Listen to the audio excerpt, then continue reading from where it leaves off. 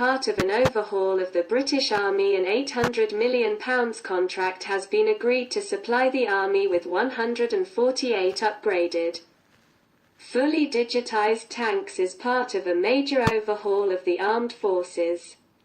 The Challenger 3 tanks will replace the existing Challenger 2 vehicles which have been in use since 1998.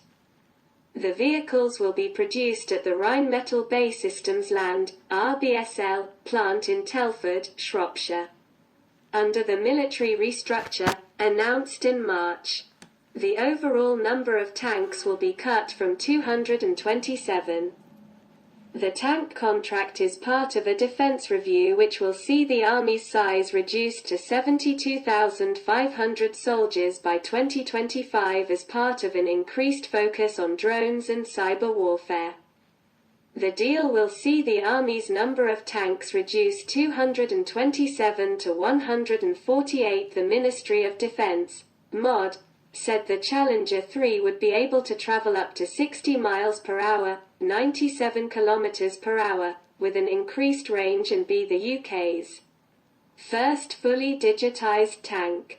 The digital elements mean the tank will be able to share data and information on the battlefield with attack helicopters and other ground vehicles.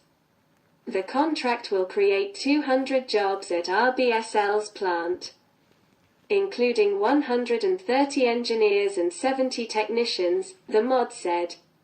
It added it would also mean 450 new supply chain jobs spread across the West Midlands, Glasgow, Newcastle upon Tyne and the Isle of Wight.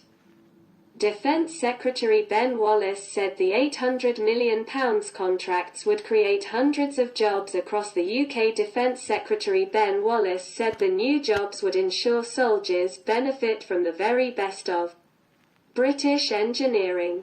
He added the new technology allows us to deliver immense warfighting capabilities in battle spaces filled with a range of enemy threats.